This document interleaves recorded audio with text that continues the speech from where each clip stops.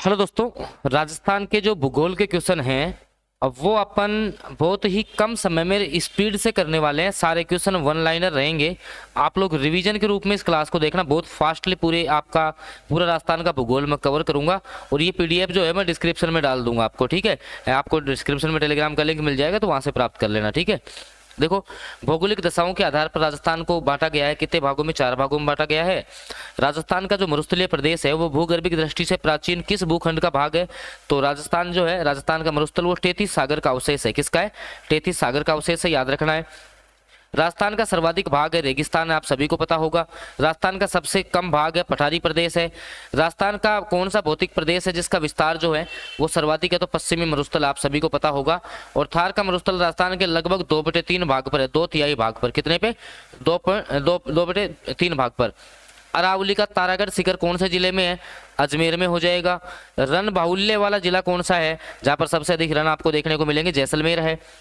राजस्थान को उत्तरी पश्चिमी और दक्षिणी पूर्वी भाग में विभाजित कौन करता है? तो अरावली पर्वत श्रेणी करती है, याद रखना है। अगला क्वेश्चन है कि सर जरगा पर्वत जो है वो कहाँ पर है? उदयपुर में है। अरावली जो श्रेणी है उसके अंतर्गत जो पहाड़ियाँ हैं वो शेखावाटी निम्न पहाड़ियाँ और मारवाड़ पहाड़ियाँ आती हैं। बाड़मेर, जैसलमेर, बीकानेर चट्टानी प्रदेश के पूर्व में कच्छ की खाड़ी से प्रारंभ होकर बीकानेर के उत्तर में मान मरुभूमि तक का विस्तृत क्षेत्र लघु मरुस्थल कहलाता है, आपको याद रखना है। अगला है कि कुंभलगढ़ के गोगुंदा के, भाई उदयपुर के पश्चिम में और कुंभलगढ़ के गोगुंदा तक जो पठार है उसको बोलते हैं भोराट का पठार, याद रखना है। अजमेर के उत्तर पूर्व में स्थित अरावली पर्वतमाला में पाई जाने वाली 2 वायु घाटियां कौन सी है? एक तो सांबर जिले के पास में और एक अजमेर ब्यावर के पास में, आपको याद रखना है। अगला है राजस्थान की सबसे ऊंची चोटी कौन सी है? तो गुरु शिखर है। राजस्थान की सबसे प्राचीन पर्वत कौन सा है? अरावली है। राजस्थान में अरावली पर्वत श्रृंखला का विस्तार दक्षिण पश्चिम से उत्तर पूर्व की ओर है, दक्षिण पश्चिम से उत्तर पूर्व की ओर है। पूर्वी राजस्थान और हरियाणा राज्य में अरावली के दर्रे द्वारा मरुस्थल का विस्तार हो गया है, सांबर गैप, याद रखना है। अगला है अरावली पर्वतमाला दक्षिण पश्चिम से राजस्थान के डैश जिले से प्रारंभ होकर उत्तर पूर्व में जाती है। कहाँ से प्रारंभ होती है? सिरोही में। कहाँ से? सिरोही से। अरावली पर्वतमाला की दूसरी अधिकतम ऊंची चोटी कौन सी हो जाएगी? शेर। ठीक है, कौन सी हो जाएगी? शेर। ठीक है, याद रखना है। 1597 मीटर इसकी हाइट है। सापेक्षिक दृष्टि से राजस्थान के भू आकृतिक प्रदेशों का भाग जो अस्पष्ट आर्द्र प्रवाह क्षेत्र है तो दक्षिणी आपका दक्षिणी पश्चिमी कौन सा हो जाएगा? दक्षिणी पश्चिमी। भारत में सबसे प्राचीन पर्वत अरावली हो जाएगा। राजस्थान के किस क्षेत्र में विंध्य पठार का विस्तार है?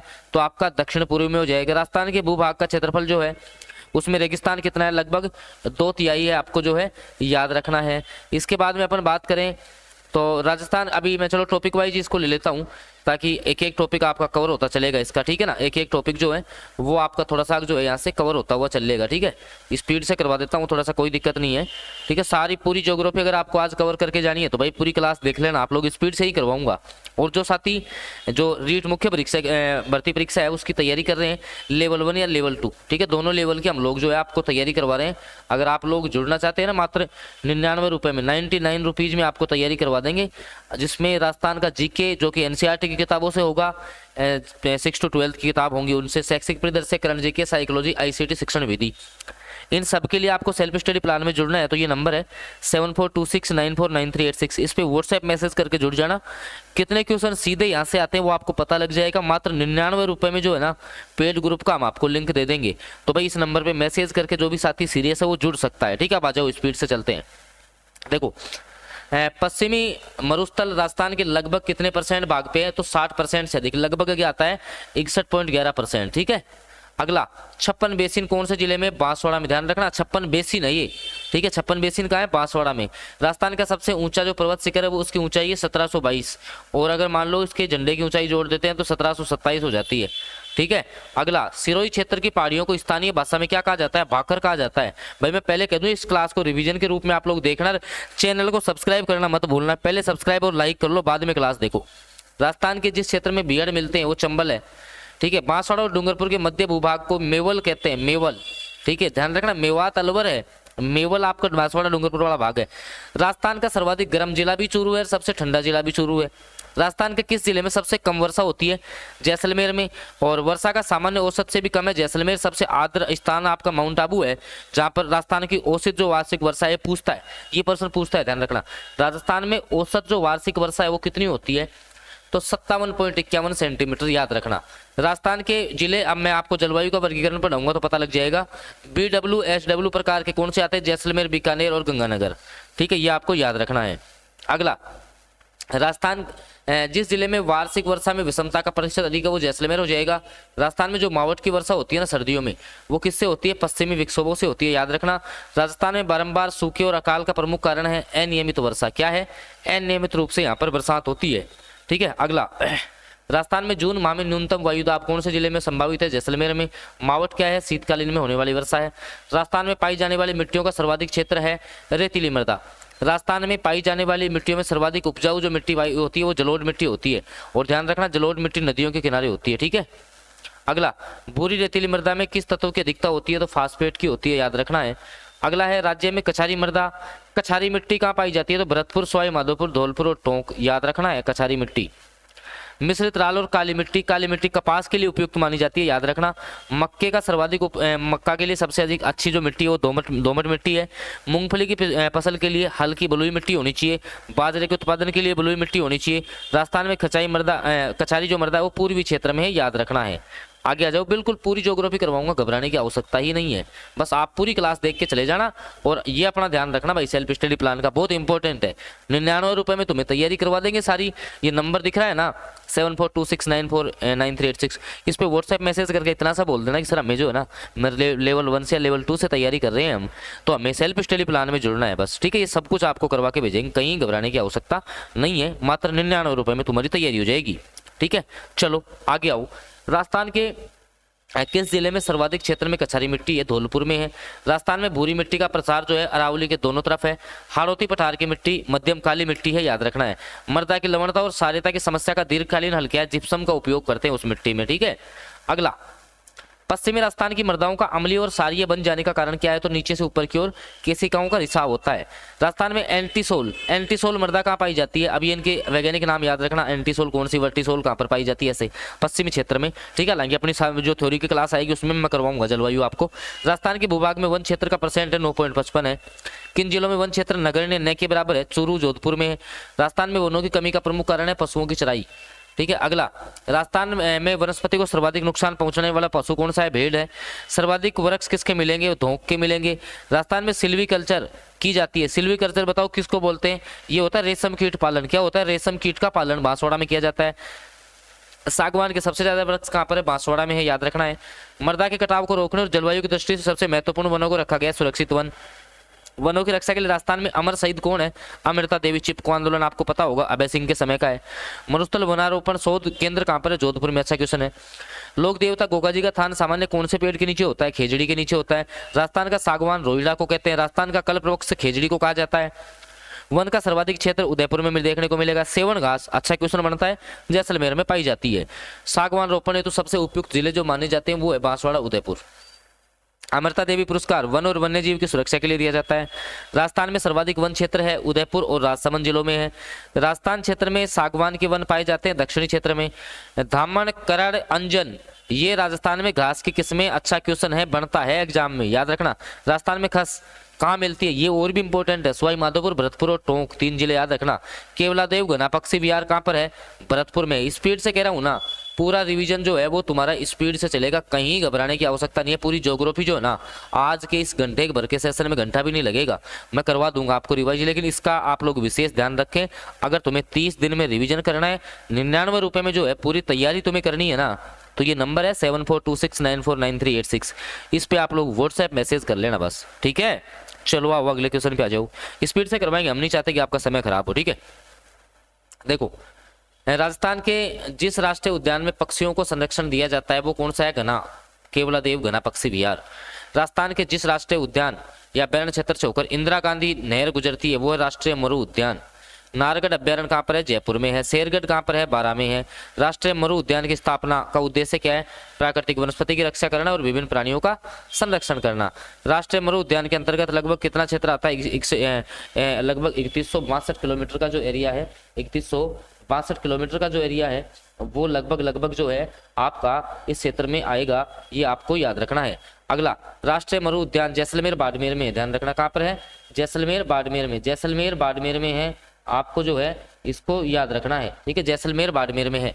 गोडाउन पक्षी राजस्थान में कहाँ पाया जाता है? पश्चिमी राजस्थान में पाया जाता है, पश्चिम मरुस्थल में। दर्रा अभ्यारण्य सवाई माधोपुर में है, वैसे कोटा में आता ही है ना।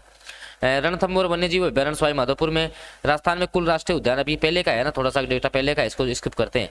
सरिस्का वन्यजीव अभ्यारण्य अलवर में है, ठीक है। रामसागर वन विहार धौलपुर में है। ताल छापर अभ्यारण्य चूरू में है, तो चूरू में ताल छापर प्रसिद्ध है काले हिरण के कारण से। विश्व का दुर्लभ पक्षी साइबेरियन जो क्रेन है वो किस अभ्यारण्य में देखने को मिलेंगे? घना पक्षी बिहार में देखने को मिलेंगे। डॉगलैंड का प्रमुख अभ्यारण्य केवलादेव है। आक्कल कास्ट जीवाश्म पार्क मरु उद्यान राष्ट्रीय मरु उद्यान में है, याद रखना। राजस्थान का वह जिला जो विश्व का अद्वितीय पक्षी अभ्यारण्य और जल पक्षियों का स्वर्ग है, भरतपुर है। नेशनल वुड फॉसिल पार्क पूछता है, अच्छा क्वेश्चन बनता है, जैसलमेर में है। रणथंभौर राष्ट्रीय उद्यान का नाम, नया नाम चेंज कर दिया भाई, राजीव गांधी राष्ट्रीय पार्क, याद रखना है। बहुत बहुत अच्छा क्वेश्चन है, और ये सारे क्वेश्चन जो है ना वो बहुत ही ऐसे मान लो इम्पोर्टेंट है। और ये जो क्लास है ना, हालांकि थोड़ा सा समय तुम्हें लग रहा है, लेकिन वन ऑफ द बेस्ट आपके लिए जो है ये साबित होने वाली है, ठीक है। ये आपको जो है यहाँ से आपको याद रखनी है, ठीक है। चलें अगले क्वेश्चन पे। अगला जो आपका क्वेश्चन है वो है बाघों के संरक्षण हेतु राजस्थान के राष्ट्रीय उद्यान और अभ्यारण्य स्थित है अलवर और रणथंभौर में, ठीक है। सरिस्का और रणथंभौर किसके लिए संरक्षित है? बाघ के लिए है, ठीक है, ये आपको याद रखना है। इसके बाद में राजस्थान की सबसे बड़ी मीठे पानी की झील कौन सी है? तो आपको जो है वो जैसलमेर आपको याद रखनी है। आपको कौन सी याद रखनी है? आपको याद रखनी है कौन सी? जैसलमेर याद रखनी है, ये भी आपको जो है याद रखना है, ठीक है, जैसलमेर। अगला है राजस्थान की सबसे प्राचीन प्राकृतिक झील कौन सी है? पुष्कर है। पंचभद्रा झील आपकी कहाँ पर है? तो बाड़मेर जिले में है, ठीक है। खारे पानी की झील है, पंचभद्रा है। राजस्थान का जो है आपका राजस्थान झील का निर्माण महाराजा राज सिंह ने जो है मेवाड़ के भीषण अकाल के समय राहत कार्यों के लिए करवाया। कब करवाया? तो आपका 1600 आपका 62 में करवाया था, ये भी आपको जो है याद रखना है, ठीक है। अब अगला क्वेश्चन, उससे पहले वापस देख लो एक बार इसको। सेल्फ स्टडी जो प्लान है, ठीक है, सेल्फ स्टडी प्लान है वो आपको वापस से देख लेना है, ठीक है। इसमें जो है आपको 99 रुपये में सारी हम तैयारी करवा रहे हैं। इस नंबर पे मैसेज कर सकते हो 7426949386 पे, है ना, ठीक है। अगला जो आपका क्वेश्चन है, अगले क्वेश्चन पे अपन चलते हैं स्पीडली। अगला जो आपका क्वेश्चन है कि पिछोला झील का जो निर्माण है वो किसने कराया था? तो महाराणा लाखा के राज्यकाल में एक बंजारे ने करवाया था। राजस्थान की सबसे बड़ी कृत्रिम झील कौन सी है? जैसमंद है। मीठे पानी की झील कौन सी है? डेबर झील है। ये भी आपको जो है यहाँ से याद रख लेना है, ठीक है। और मीठे पानी की जो है वो आपका डेबर झील है, ये भी आपको जो है याद रखना है, ठीक है। आना सागर झील अजमेर में आप सभी को पता होगा। खारे पानी की झील कौन सी है? लूणकरणसर है। नक्की झील माउंट आबू सिरोही में है। मीठे पानी की झील आपकी ये नवलखा झील, अच्छा नवलखा सागर झील कहाँ पर? अच्छा क्वेश्चन बनता है, नवलखा सागर जो झील है वो आपकी कहाँ पर है ये आपको बताना है, तो बूंदी में है। राजस्थान में खारे पानी की सबसे बड़ी झील वो सांबर है। नेहरू गार्डन झील आपकी कहाँ पर है? फतेह सागर में है। मावठा झील आमेर में। अच्छा क्वेश्चन, नया क्वेश्चन जो है वो आपका बनता है, मावठा सागर जो है, मावठा सागर जो झील है वो आपका कहाँ पर है? तो आपकी आमेर में है, ठीक है, बिल्कुल। 1 मिनट रुक जाओ बस आप। अगला जो आपका क्वेश्चन है कि लूनी नदी कहाँ से निकलती है? लूनी नदी कहाँ से निकलती है? वो आपकी निकलती है नाग पहाड़ियों से, याद रखना है। बाणगंगा नदी का उद्गम स्थल जो है वो बैराट की पहाड़ियां हैं। बीछामेड़ी नदी का उद्गम स्थान सोम है। हनुमानगढ़ आपका घग्गर नदी के किनारे बसा हुआ है। हनुमानगढ़ जो है आपका घग्गर नदी के किनारे बसा हुआ है। जैसलमेर जिले में बहने वाली नदी काकड़ी नदी। काकड़ी नदी कहाँ है? काकड़ी नदी तो जैसलमेर में है। सुमेरपुर नगर जवाई नदी के किनारे बसा है। नागौर जिले से संबंधित नदी है हरसो, याद रखना है। नागौर से जो है नागौर जिले से संबंधित हरसो, याद रखना, बहुत अच्छा क्वेश्चन है, ये नए क्वेश्चन है। गंगा यमुना दोआब की ओर बहने वाली नदी चंबल है। पंडवा बांध, ठीक है, पोंग बांध व्यास नदी पर है। पूर्वी राजस्थान में बाढ़ की समस्या कौन सी नदी पैदा करती है? भाई बताओ, देखिए बाण गंगा नदी। कौन सी नदी पैदा करती है? बाण गंगा नदी पैदा करती है, याद रख लेना, ठीक है। राजस्थान में कनक सागर बांध मेज नदी पर, ठीक है, राजस्थान में कनक सागर बांध जो है बिल्कुल। अगला क्वेश्चन है जाखम नदी सहायक नदी है किसकी? माई नदी की। राजस्थान में प्राचीन काल में नदी कौन सी प्रभावित होती थी? सरस्वती, जो वर्तमान में जो है विलुप्त हो गई है, ठीक है भाई। वर्तमान में आपको पता है कि वहां पर घग्गर नदी थी, बिल्कुल। अगला क्वेश्चन आओ, थोड़ा सा मैं बिजी हो गया था बीच में। राजस्थान में सर्वाधिक नदी संभाग है कोटा संभाग। अजमेर में जिले में बहने वाली नदी है बनास। राजस्थान की सबसे लंबी नदी है जो पूर्णतः राजस्थान राज्य में बहती है, बनास, ठीक है। मेजा बांध कोठारी नदी पर है। मोरेल बांध, मोरेल देखो, मोरेल बांध मोरेल नदी पर है, ठीक है। और जो ये मोरेल बांध है ना वो आपका सवाई माधोपुर है, ठीक है, मोरेल बांध कहाँ पर है आपका, सवाई माधोपुर में है, ये भी आपको याद रखना है। ठीक है, चंबल नदी पर चूले जल प्रपात जलाशय बनाया गया है तो राणा प्रताप सागर बांध पर है। जवाहर सागर बांध कोटा बूंदी में है। जवाहर सागर बांध चंबल नदी पर है, याद रखना है। कांतली नदी झुंझुनू सिक्कर की है वैसे है ना, कांतली नदी, कांतली सभ्यता भी है यहाँ। कोटा बैराज चंबल में है। बांकली बांध सुकड़ी नदी के किनारे है। ठीक है, चंबल नदी का उद्गम मध्य प्रदेश की जीना पाओ की पहाड़ी से होता है, मध्य प्रदेश की जीना पाओ की पहाड़ी से होता है। सांबर झील गिरती है किसमें, सांबर झील में। मेंथा नदी एक तो कौन सी आती है, मेंथा नदी, और भी नदियां हैं सारी आपको याद करनी है। ठीक है, मेंथा नदी। बनास नदी पर स्थित बांध है बीसलपुर बांध है। राजस्थान की नदी जो बंगाल की खाड़ी में जल ले जाती है वो आपकी बनास नदी हो जाएगी। आपको याद रखना है, ये सारे क्वेश्चन जो है वो आपको स्पीड से याद करने हैं। ठीक है ना, सारे क्वेश्चन स्पीड से आपको जो है याद करने हैं। ठीक है, राजस्थान में मृत नदी का नाम है तो आपकी घग्गर नदी हो जाएगी। ठीक है, मृदा से बना बांध है पांचना बांध है। राजस्थान के वे जिले जिनमें कोई नदी नहीं है बीकानेर और चूरू हो जाएंगे। ठीक है, वह नदी जो राजस्थान में आपकी सर्वाधिक जल आपूर्ति करती है वो आपकी चंबल नदी हो जाएगी। बांगड़ और काठल की जो गंगा है वो आपकी माही नदी को कहा जाता है। पांचना बांध आपका करौली में स्थित, आपको याद रखना है। मेजा बांध आपका भीलवाड़ा में है। माही नदी की कुल लंबाई की बात करें तो 579। चंबल नदी की कुल लंबाई 965-966 आपको देखने को मिलेगी। खारी नदी जिस अपतंत्र का अंग है वह आपका बंगाल का, मतलब कि खारी नदी का जो लास्ट जल है वो कहाँ पर जाएगा, तो आपका जाएगा बंगाल की खाड़ी में, वो आपका जाएगा बंगाल की खाड़ी में। ठीक है, वह नदी जो मध्य प्रदेश से निकलती है और खंबात की खाड़ी में गिरती है वो आपकी माही नदी हो जाएगी। ठीक है, जवाई परियोजना का संबंध आपका राजस्थान से है। ठीक है, इसके बाद में जवाई बांध परियोजना सिंचाई का लाभ होता है पाली और जालोर जिलों को। ओरई जो परियोजना है वो चित्तौड़गढ़ और भीलवाड़ा की है। इंदिरा गांधी नहर का जो आपका परियोजना का पानी है वो हरी के बैराज बांध से निकलती है आपकी इंदिरा गांधी नहर। इसमें एक तो देखो राजस्थान, एक तो मुख्य नहर है, एक राजस्थान फीडर है। फीडर की लंबाई पंजाब राज्य में ज्यादा है। इंदिरा गांधी नहर का जो निर्माण है वो 31 मार्च 1948 को हुआ था गोविंद वल्लभ पंत के समय में। इंदिरा गांधी नहर परियोजना में लिप्त नहर कितनी है, 7 है।